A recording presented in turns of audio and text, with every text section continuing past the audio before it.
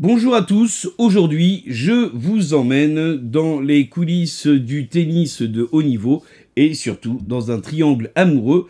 C'est le sommaire de ce nouveau live de DVD Critique, bienvenue à vous.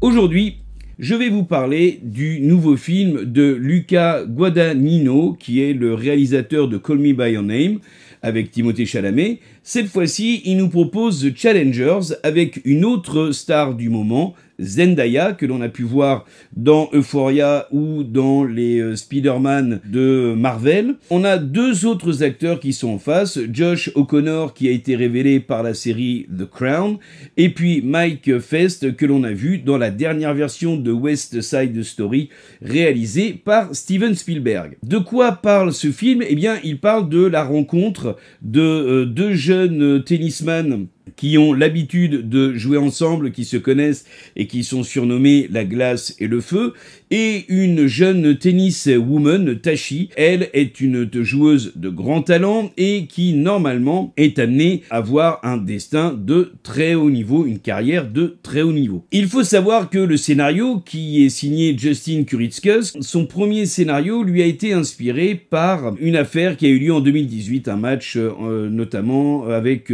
Serena Williams, qui a fait polémique parce que la tenniswoman avait accusé l'arbitre de racisme et donc avait subi plusieurs pénalités qui lui avaient fait perdre en fait ce match et cette possibilité de battre un record de victoire au Grand Chelem. Parti de là, il a ensuite créé une histoire dans laquelle on retrouve ce triangle amoureux. Le problème, c'est que la structure même du scénario, qui utilise pas mal de flashbacks, puisqu'en fait on part de la rencontre lorsqu'ils sont au lycée de ces trois personnages et qu'on les retrouve quelques années plus tard lorsqu'ils sont trentenaires. L'un, comme à chaque fois, il y a toujours un loser et un winner, et au milieu, la jeune fille qui a suscité les émois de l'un comme de l'autre. Le problème, c'est que cette utilisation des flashbacks, elle vient perturber la lecture pour le spectateur de ce film.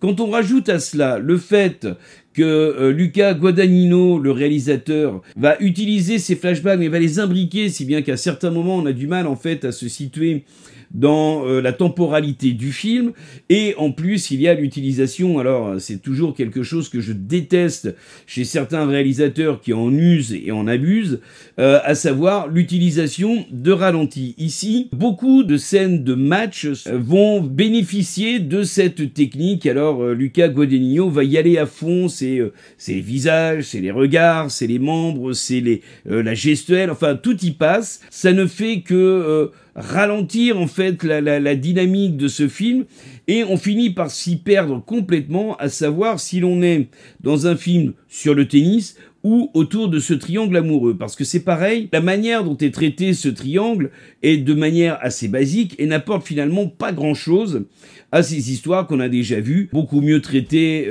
par le passé dans le cinéma, sur cette rencontre entre trois personnages. Ce film est donc une déception à ce niveau-là. Plus, on va rajouter aussi le fait que Zendaya, qui est pourtant une actrice qui a su montrer l'étendue de son talent et l'étendue de sa palette de nuances qu'elle est capable d'utiliser, on l'a vu notamment dans Euphoria, on l'a vu aussi, même si c'est si c'est plus édulcoré dans les Spider-Man signés Disney. L'actrice, là, ici, a un jeu plutôt assez linéaire et va au contraire en pâtir, même si les maquilleurs ont essayé quand même de nuancer son visage pour pouvoir marquer cette temporalité. On a du mal à se resituer parce que le personnage de Zendaya ne change finalement pas beaucoup. Pour les deux autres acteurs, Josh O'Connor ou Mike Fest, qui sont tous les deux, alors qui essayent quand même d'utiliser plusieurs nuances. Alors moi j'aurais tendance à dire que Mike Fest s'en sort mieux parce que